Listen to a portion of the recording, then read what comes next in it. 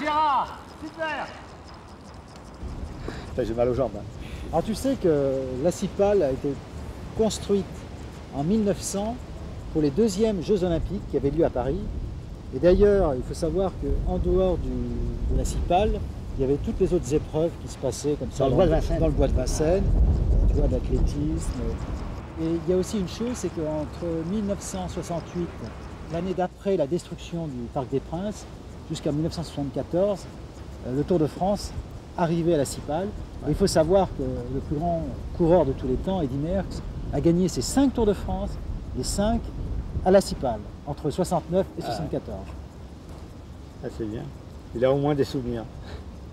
C'est extraordinaire d'arriver. Moi, j'ai fait quelques arrivées ici de classiques amateurs, et c'est extraordinaire. Quand tu arrives échappé, je ne suis jamais arrivé ici seul, mais arriver avec un groupe d'échappés ici, en se frottant les mains, en disant on est le pistard du lot, on est le pistard du lot, tu vois. C'est fabuleux, tu vois. Les gens font un accueil extra, ça te touche, vraiment. Mais pour des classiques amateurs, est-ce qu'il y avait J'ai pas gagné de. Ah bon, est-ce qu'il y avait du monde? Ouais, c'était plein. Tu as couru à peu près jusqu'à quel âge? J'ai couru jusqu'à 24 ans.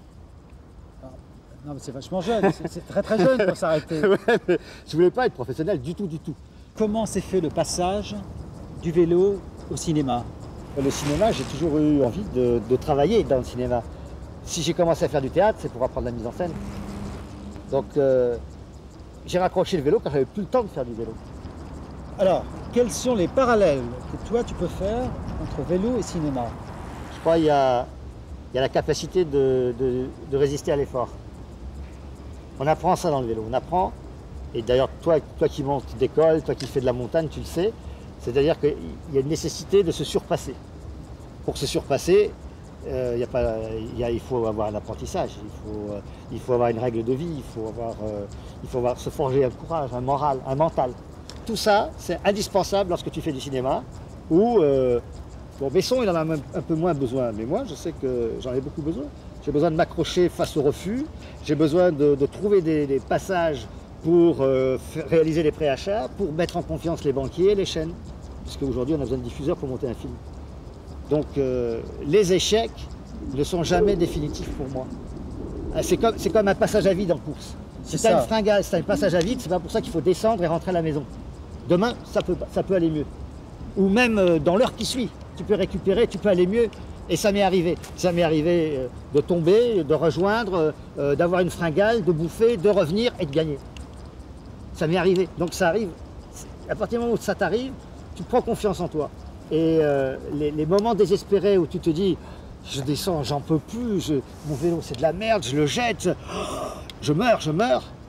Ouais, ok, ça c'est du silence.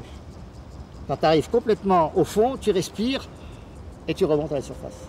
Et tu t'aperçois que ça va, que tu récupères, et que brusquement tes jambes reviennent, et que tu rejoins, tu passes de paquet en paquet, et finalement c'est toi qui amènes le wagon, et après tu as encore de la ressource au moment d'une attaque, et tu es encore là pour le sprint. Je ne connais pas de meilleur apprentissage, je ne connais pas de meilleure école pour apprendre à souffrir, à se battre et à gagner. C'est le vélo. Et c'est indispensable pour le cinéma. Tu as fait à peu près 6-7 ans de compétition cycliste. Et puis tu es cinéaste maintenant depuis 25 ans, quoi. Ouais. Et alors, entre les deux... 71, on est en 96, enfin 25 ans.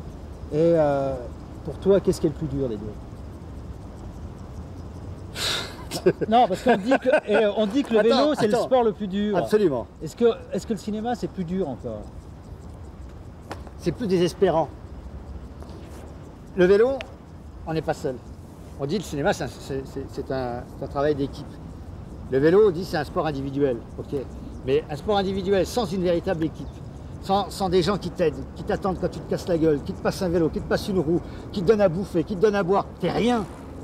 Tout seul dans un peloton, t'es rien, tu vois, aujourd'hui, même il y a 20 ans, t'étais rien, tu vois. Donc il fallait entretenir des relations d'équipe, et tu avais toujours, au pire des découragements, tu avais toujours quelqu'un qui venait t'aider, qui venait te soutenir, qui venait t'encourager, qui venait te dire tiens regarde j'ai un nouveau boyau, tu veux pas changer, essayer une nouvelle roue, regarde j'ai une nouvelle... Qui te sortait de la merde. Au cinéma, Personne. La seule personne qui vient te voir, c'est quelqu'un qui a besoin de toi.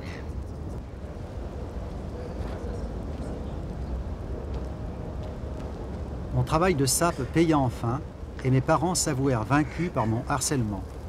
Au début de l'année 1964, un magnifique téléviseur trônait dans la salle de séjour.